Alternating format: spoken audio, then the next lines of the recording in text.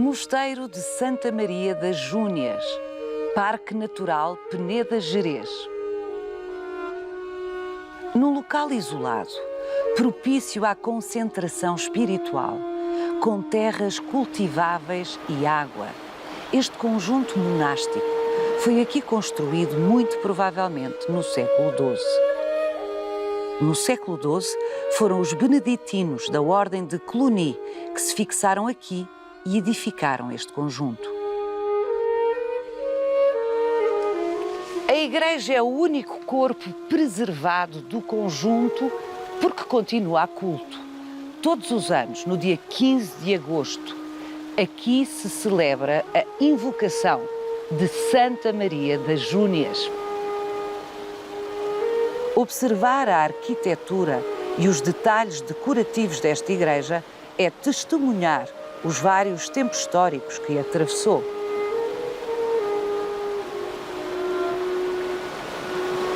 Hoje que o mosteiro está desativado há quase 200 anos, são ainda os pastores locais as únicas visitas frequentes deste lugar.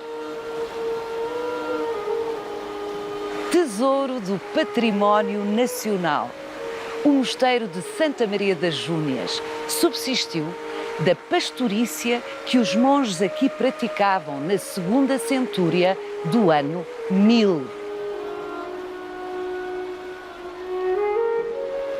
Vai querer saber mais? Venha conosco nesta visita guiada.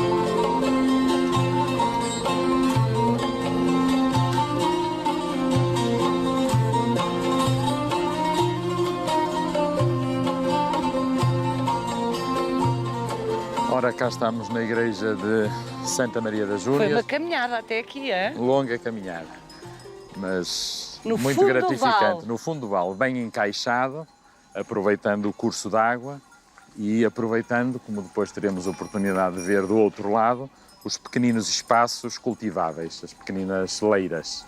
Portanto, isto reproduz, digamos assim, em miniatura, aquilo que é o modelo tradicional de implantação de uma estrutura monástica destes séculos recuados, da fase inicial de Portugal. Século XII, não é? Sem dúvida. Eventualmente haveria qualquer passado aqui de vida monástica organizada. Há traços documentais que apontam nessa direção, mas são muito inseguros.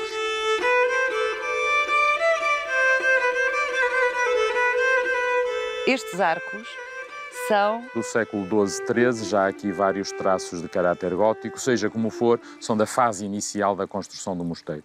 Todos estes edifícios tinham sempre um tempo muito longo de construção, começando evidentemente pela parte que é o coração e a razão de ser de qualquer comunidade monástica, isto é, o edifício da igreja, e o claustro, que é um complemento indispensável.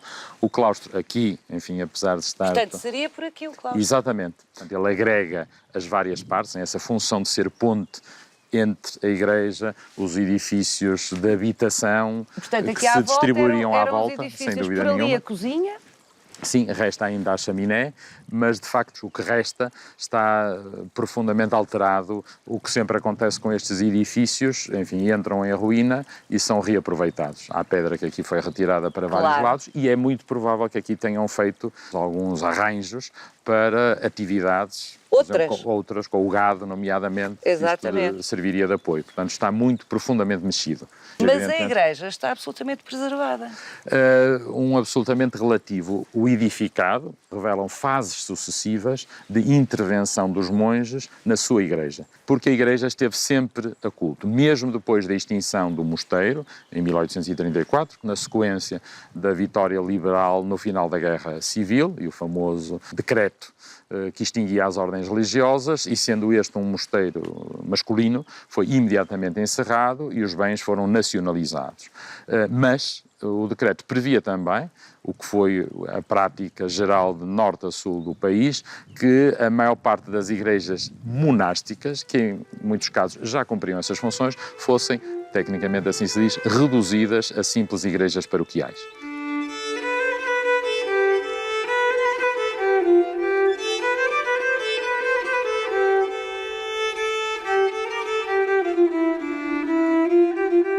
Territórios do noroeste hispânico, muito ficaram de ver a intervenção monástica. E temos muitas comunidades que vêm do século X, do século IX inclusivamente, algumas até de trás. Não será muito o caso desta região, portanto seria verdadeiramente uma exceção se conseguíssemos comprovar que temos uma comunidade monástica neste território. Mas a verdade é que muito se deve a estas interpretações historiográficas aos textos produzidos nos finais do século XVI e durante o século XVII, aquilo que vulgarmente chamamos as grandes crónicas monásticas. Já houve uma grande preocupação de demonstrar a antiguidade dos membros que compunham. E há claramente uma dose muito considerável de invenção, que tem fundos muitas vezes verosímeis. É sobretudo o grande cronista do mosteiro galego de Oceira, de Santa Maria de Oceira, ao qual Santa Maria das Júnias muito cedo se associará, que o Frei Tomás de Peralta, que ao escrever a história da comunidade de Oceira, logo falará da forma como irradiou a sua influência, falará de Pitões e invocará esse passado que fala remontar ao século X. Mas há ainda uma outra circunstância, que ainda hoje se manifesta no caso de Pitões, da aldeia, de terem como patrono, o que é muito raro, a figura de Rosendo, de São Rosendo, do lado português São Rosendo de Santo Tirso, do lado galego São Rosendo de Celanova. Ora, isto são terras de São Rosendo. São Rosendo andou por aqui e São Rosendo é uma personagem do século X.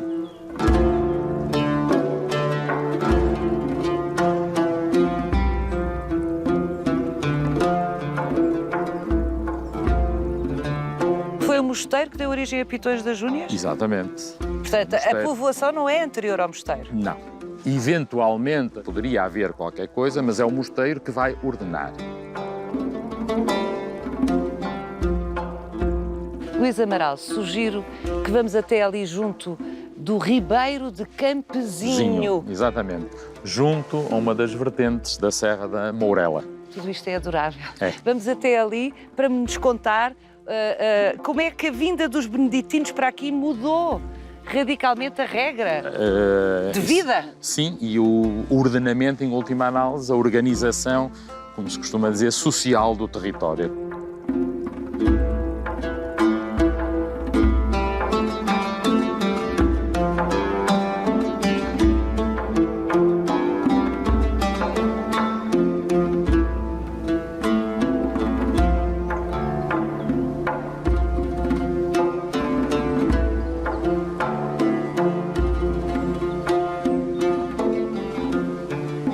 O mosteiro está perfeitamente ajustado à natureza e cumpre alguns dos traços do monaquismo em geral. O monge, como o próprio nome indica, é aquele que se afasta, que procura o deserto. A palavra monos, monu, do grego, significa exatamente aquele que se afasta, que se isola. O primeiro monaquismo nasce efetivamente no deserto, no norte do Egito, a partir do século III.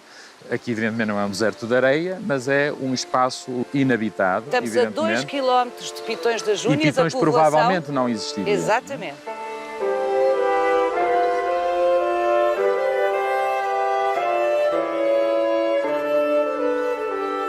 O mosteiro busca sempre condições de sustentabilidade. Há uma dimensão que hoje chamaríamos ecológica, muito clara, em várias tendências monásticas e no monaquismo beneditino, que é claramente o monaquismo que molda o mundo ocidental, há essa preocupação. Bento de Núrcia, no século VI, quando finalmente escreve a regra e da vida em comunidade.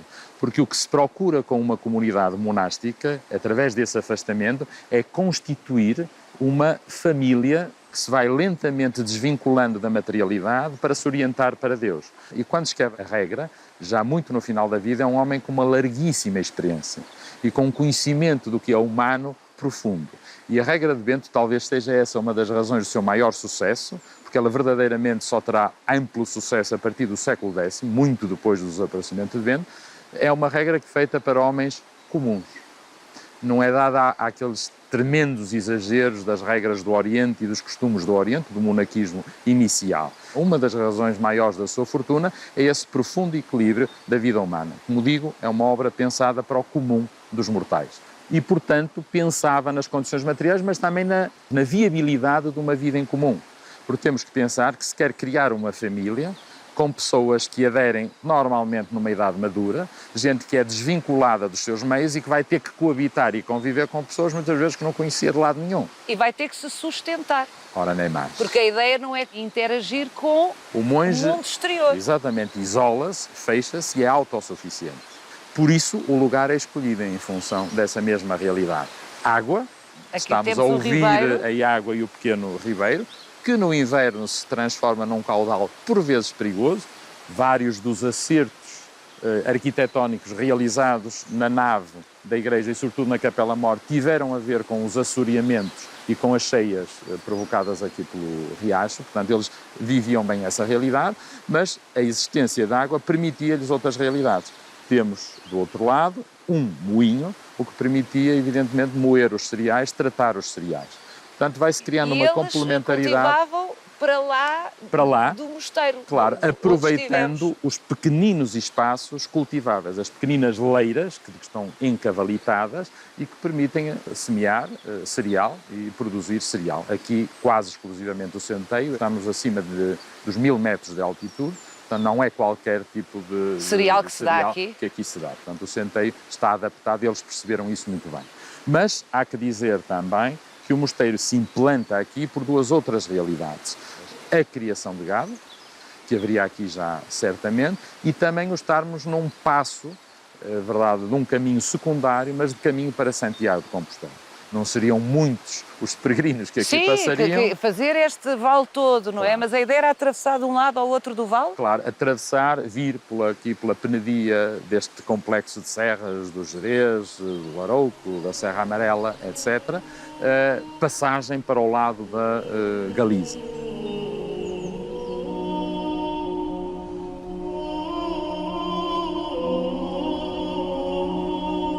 O caminho de peregrinação se fazia também muito sustentado na visita a santuários com alguma relevância, uma espécie de prelúdio àquilo que seria a chegada ao túmulo do apóstolo e a Compostela. E há aqui um conjunto de instalações monásticas muito significativa que permitiriam também... dar apoio, não é? Nem mais. Do ponto de vista espiritual, mas do ponto de vista material também.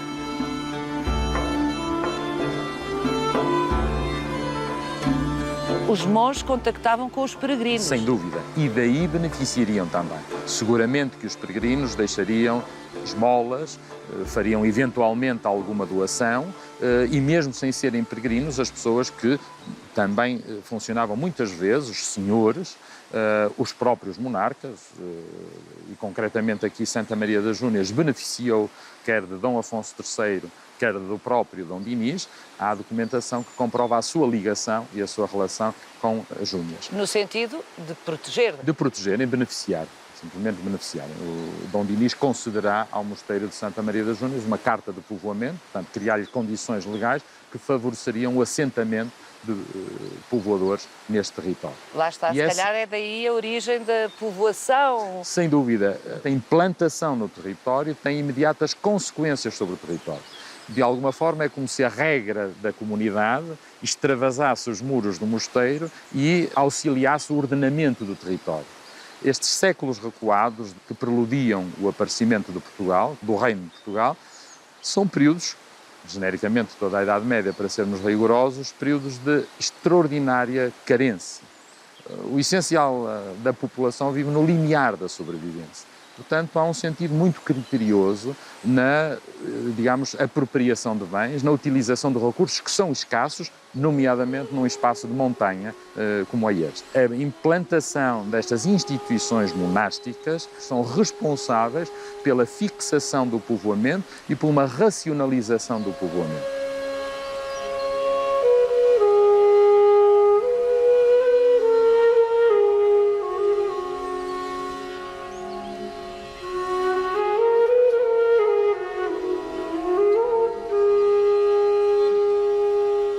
Quando, a partir, sobretudo, dos finais do século IV e maioritariamente do século V, também na Península Ibérica, a província da Hispânia, no mundo romano, as estruturas romanas entram em processo de decomposição.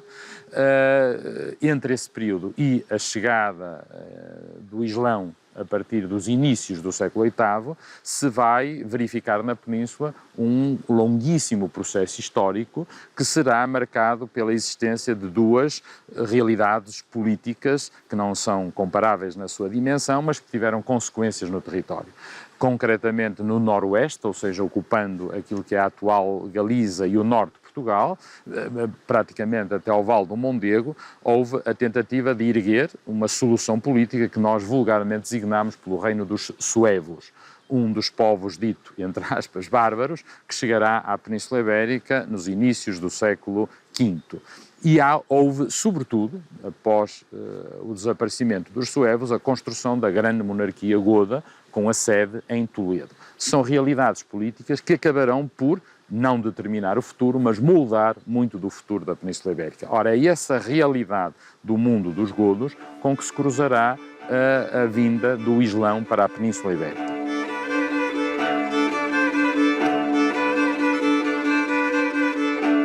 Durante esse período que nós chamamos do período suevo-godo, é nesse período, precisamente, que nós vamos assistir à instalação das primeiras comunidades monásticas no território hispânico.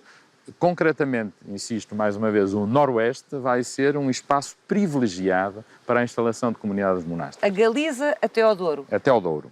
Das primeiras correntes monásticas e que deixarão longo lastro para o futuro, nascem precisamente da iniciativa de homens que se fixaram neste território e que são originais deste território. Eu lembraria apenas os maiores: Martinho de Dume, ou de Braga, como será conhecido, depois São Martinho de Dume, que aqui se fixa na segunda metade do século VI, na fase derradeira e a mais brilhante do reino suevo. A ele se deve a criação daquilo que é documentadamente a primeira comunidade monástica organizada no território do Noroeste, que é a comunidade de São Martinho de Dume. Ainda existe? Não. Ou melhor, existem os restos nos arredores de Braga, na freguesia de Dume, um núcleo museológico muito interessante. Mas haverá Martinho, no século VI, depois um seu discípulo espiritual Frutuoso, São Frutuoso de Montelos, também da região bracarense, aliás os dois acabaram por ser bispos de Braga, e finalmente no século X, o que nos liga uma vez mais às Júnias, o famoso Rosendo, nascido em Santo Tirso, na atual freguesia de Monte Córdoba de Santo Tirso, e que se revelará o derradeiro reformador do monaquismo de tradição hispânica. Nós podemos dizer, para esta zona mais ocidental da península, que o domínio efetivo do Islão se estabeleceu a sul do Douro. Ainda hoje este pequenino testemunho, mas não deixa de ser um testemunho, atravessando do Porto para Gaia, a cidade, não o concelho, a cidade de Gaia, tem duas freguesias, Mafamude e Santa Marinha, e a freguesia de Mafamude é nada mais nada menos que um Mohammed. Portanto, é um topónimo, um colonizador, um povoador muçulmano que aí se fixou e que acabou por deixar o nome. Aliás, no português medieval, a forma vulgar de se designar Maomé, o profeta, é Mafamed, Mafumed, portanto, anda à volta disto.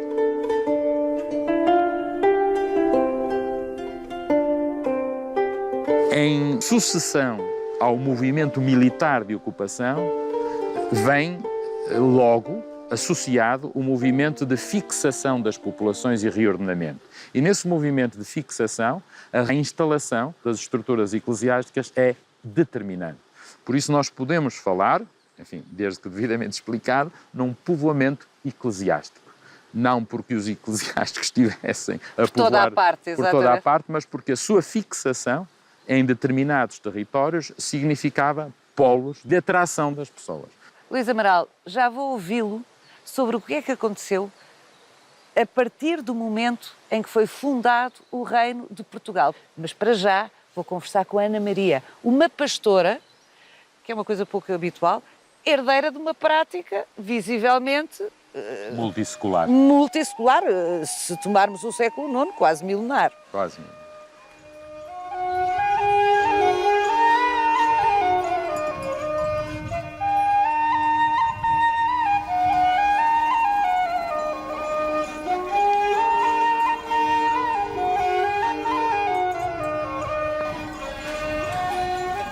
Ana Maria, olá! Olá! Bem, não pode estar num cenário mais idílico. Isto é lindo! É o paraíso. É o paraíso, não é? Não é nada habitual uma mulher pastora. Agora já começa a ver, não com as cabras, mas com as vacas. É diferente andar com as cabras ou com as vacas. Agora, por exemplo, de verão, as vacas ficam no monte. Logo não há pastor com elas, porque é só levá-las, deixam-nas e elas depois à noite vêm. E as cabras é um animal que uma pessoa tem que andar sempre com elas, por causa dos lobos. Alguma vez se cruzou com o lobo? Quando era mais pequena, vi quando fui a uma altura com a minha mãe, cheguei a ver 3 lobos juntos. Depois nunca mais vi, mas vê-se os rastros deles, as fezes deles. Consegue perceber que estão próximos. Exatamente. Mas é uma valente, claro. Eu fui criada nisto, tive fora só 1 ano e meio, que foi em Chaves, não foi longe, não gostei e optei para vir para o meu cantinho, que é Pitões. Pitões das Exatamente. Júnias. Quantas cabras tem? O rebanho 120, é seu? é só meu. Isso é que eu gosto de ouvir, Só Ana meu. Maria. 120? 120, mas ainda estamos a pensar em aumentar o rebanho. Para criar os cabritos, para matar, não é? Para restaurantes e pessoas que nos encomendam para comer em casa. Costuma vir para este local, exato? No inverno, que é Sim. mais frio, por exemplo, há neve, os animais não comem a erva, não é? Porque Sim. a neve tapa. Logo vimos para aqui, porque tem giesta, tem o salgueiro e eles gostam muito de folha. E é muito mais abrigado. O que é que os seus pais, os seus avós contavam sobre este antigo mosteiro? Foi a minha avó que me contou que aqui há muitos anos que andavam por aqui os fidalgos, que eram pessoas ricas, e eles vinham para aqui à caça. E uma altura os cães depararam-se numa árvore, que é um carvalho, esgadunharam a árvore e o senhor olhou e foi ver o que era. E depois viu uma santa em cima do carvalho. Depois daí, o fidalgo e mais as pessoas religiosas resolveram construir então um mosteiro e dar o nome à santa, que puseram Santa Maria das Júnias. Mandaram construir o mosteiro no século IX e foi terminado no século XII. Depois as pessoas da aldeia de Pitões, da aldeia lá em cima, tinham que lhe pagar, não pagavam com dinheiro, não existia o dinheiro, pagavam com centeio, que era o grão, coisas que eles cultivavam, batatas. E depois o pessoal da aldeia revoltou-se, não é? Porque é que eles iam estar a pagar aqui aos frades? Não tinha lógica. Logo expulsaram-nos daqui, chegaram fogo ao mosteiro e eles...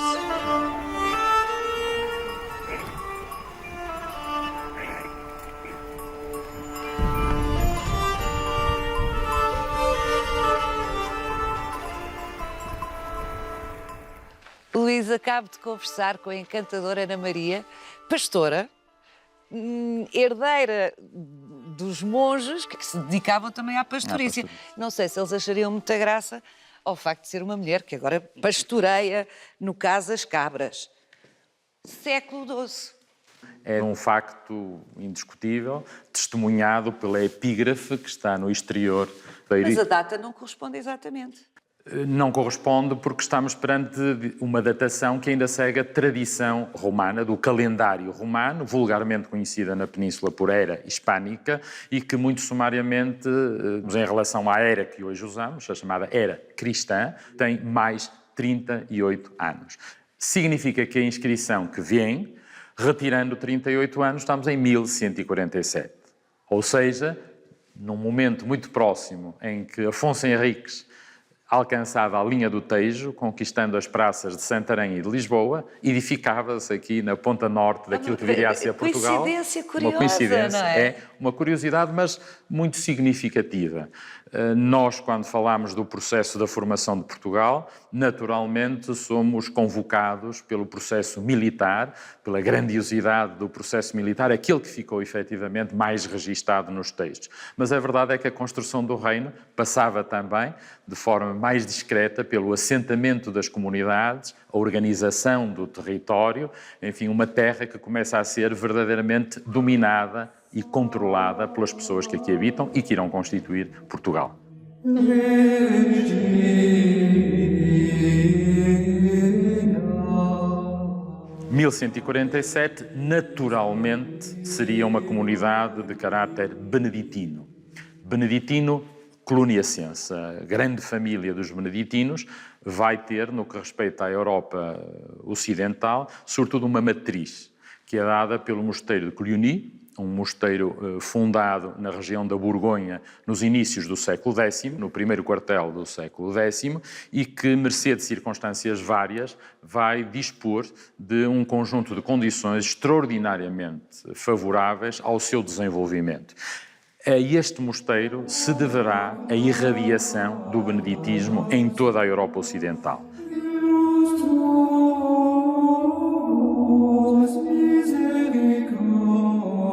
O modelo beneditino passa a ser o modelo por excelência da vida monástica. O que significa que, chegando à Península, vai ter que enfrentar as tradições monásticas peninsulares. Com uma rapidez espantosa, as tradições monásticas peninsulares, tão fortes ainda no século X, com personagens tão marcantes, como antes referia, Martinho, Frutuoso, Rosendo, vai-se praticamente eclipsar e sobreviverá apenas em algumas particularidades que lhe advêm dessa longa genealogia da tradição hispânica.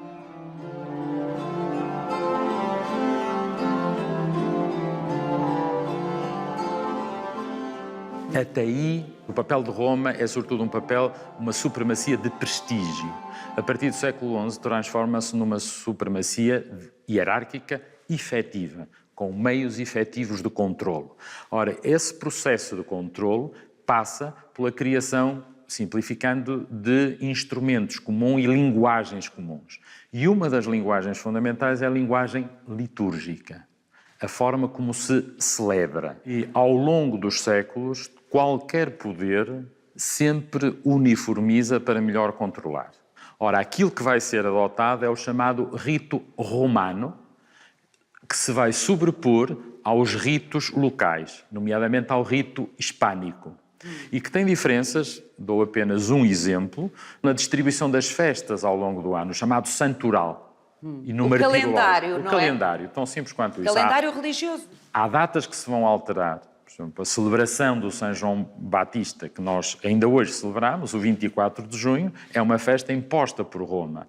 É a festa da decapitação de São João Batista. Tradicionalmente, a celebração de São João pelo calendário hispânico se fazia em março, celebrando. E, portanto, se percebe que a reforma é extraordinariamente violenta, não no sentido físico, porque vem alterar tradições culturais profundamente enraizadas, precisamente para criar essas linguagens comuns. Ora, dentro dessa linguagem comum, e para sustentar a nova liturgia, vamos ter uma reconfiguração extraordinariamente inovadora do espaço onde se celebra a liturgia, precisamente este em que nós estamos. O românico, que é, enfim, exagerando um pouco, a primeira linguagem arquitetónica transversal a toda a Europa.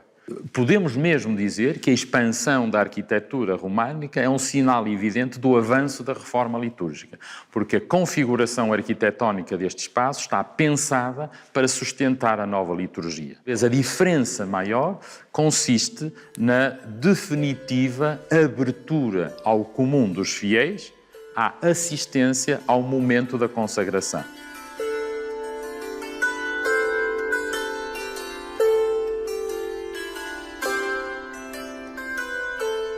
Esta igreja tem a arquitetura desse primeiro românico. Sem dúvida. Estas decorações, como este tímpano, pertencem a essa fase. Pertencem a essa fase, bem como os frisos que nós vemos a ladear todas as paredes. É uma gramática decorativa muito simples, mas plenamente românica. E mais românica do ponto de vista geral e mais especificamente aquilo que os nossos historiadores de arte, e muito bem, chamam o românico de tradição bracarense. Pertencendo à Arquidiocese de Braga, estava longe da influência direta da Arquidiocese de Braga, mas sem dúvida nenhuma que aqui sopram esses ventos vindos de Braga e do grande centro irradiador, também do ponto de vista artístico, que é Braga. Mas a história deste mosteiro iria ainda mais ser marcada na centúria seguinte, no século XIII. Digamos, é o segundo arranque das Júnias, quando, pelo menos garantidamente a partir de 1248, os monges que aqui vivem solicitam autorização a Braga e ao arcebispo de Braga para começarem a viver de acordo com os costumes de Cister.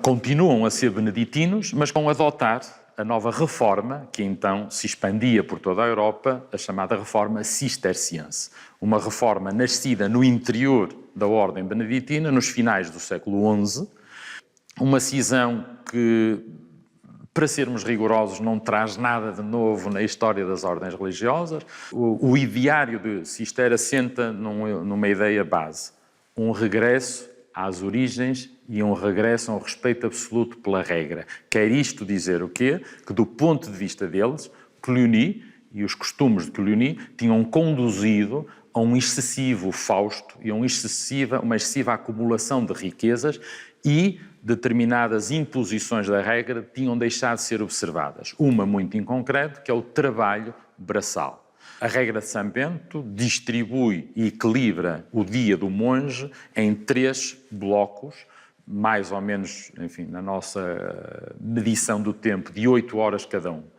8 horas de oração, 8 horas de trabalho, 8 horas de descanso. Não consecutivas, mas mais ou menos é esta a distribuição. Mas o trabalho a que se refere Bento de Núrcia é o trabalho braçal. Não há dúvidas quanto a isso.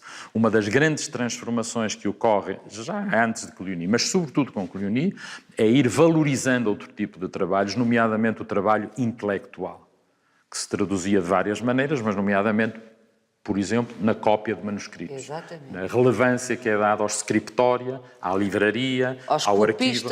Ora, nem mais. Quando se diz livraria, é biblioteca, é biblioteca, nos termos exatamente. Contemporâneos. O que significou que os monges se foram afastando bastante do trabalho nas suas terras e confiando a terceiros, a servos de variadíssima ordem, a criadagem de variadíssima ordem, esse trabalho.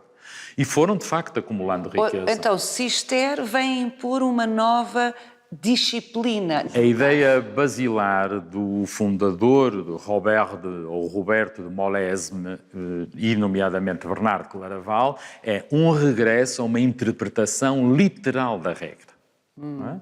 E, portanto, eles querem recentrar-se na regra e, por isso, vão revalorizar, entre muitas outras coisas, o trabalho braçal. O monge tem que trabalhar e o trabalho, tal como entendia, muitos séculos antes, Bento de Núrcia. A verdade é que, ao contrário do que aconteceu no Entredouro e Minho português, onde a reforma de Cister não teve praticamente capacidade de penetração nenhuma, o mesmo não se pode dizer da vizinha Galiza. A norte do Douro é exceção. A norte do Douro e no Entredouro e Minho é terra por excelência dos beneditinos cluniacenses, ou então, como se diz, dos monges negros. Um pequenino apontamento, os cistercienses quiseram se diferenciar tanto que, enquanto os seus irmãos de Cluny se vestiam de preto, eles passaram a vestir-se de branco. Portanto, estão exatamente, são os Nos molhos brancos. antípodas, nos antípodas. Para não haver também aí Confusões. nenhuma confusão.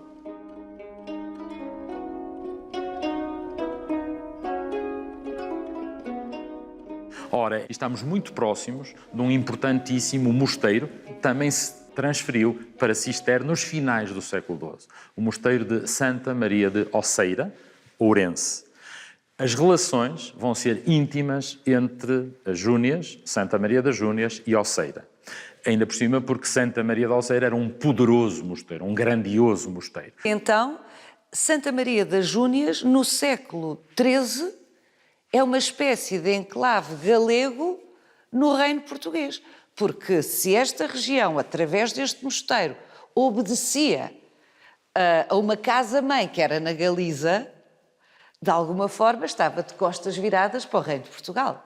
Do ponto de vista eclesiástico, como é evidente. Do ponto de vista eclesiástico, tinha uma dependência da sua casa galega, como tinha também o outro grande mosteiro cisterciense a norte do Douro, que são as duas exceções, Santa Maria de Bouro, que estão nas margens do Entre Douro e Minho.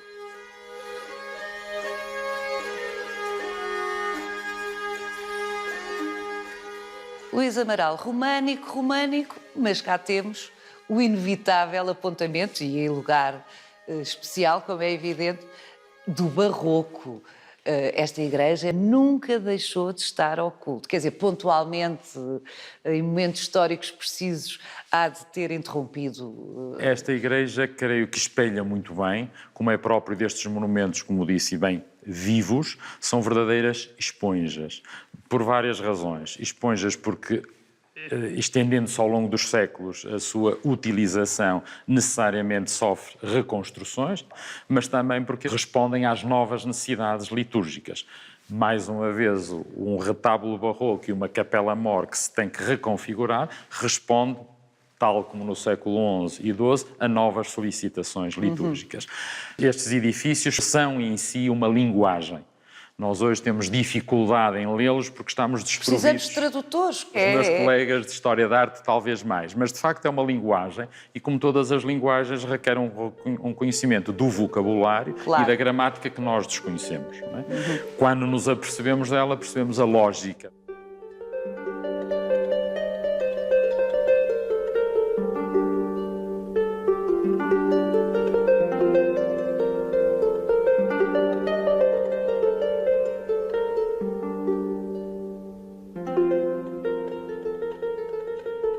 Quando é que este mosteiro, Santa Maria das Júnias, entra em declínio?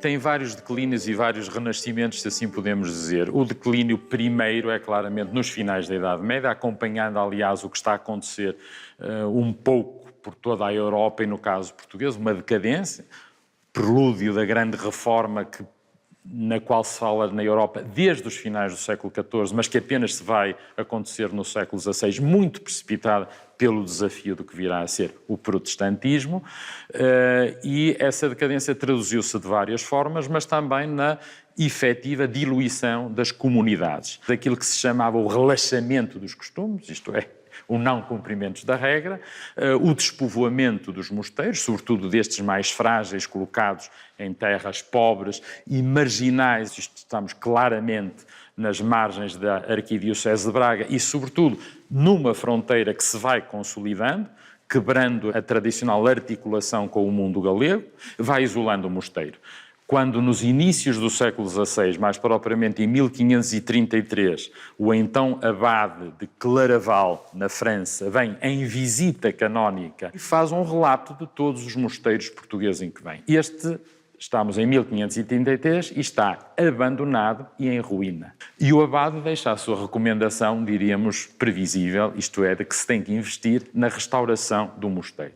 Haverá um renascimento que se prolongará até 1834. Portanto, quando se extinguem as ordens religiosas. Quando definitivamente já não há apelo nem agravo com a extinção das ordens religiosas na sequência do final da Guerra Civil e da implantação definitiva do regime liberal em Portugal. É, aliás, uma das medidas de marca do início do liberalismo, a extinção das ordens religiosas.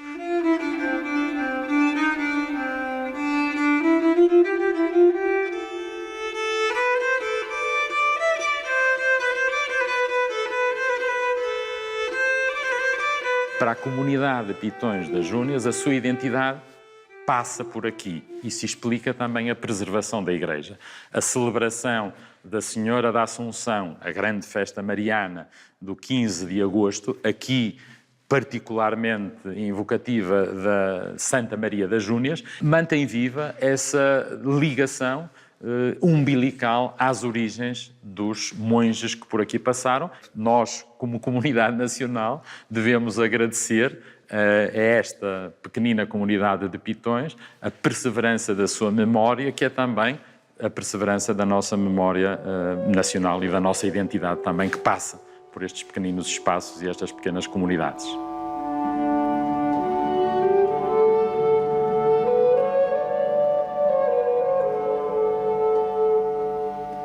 Siga-nos no Instagram, no Facebook e na nossa página, onde pode rever este e os outros Visita Guiada.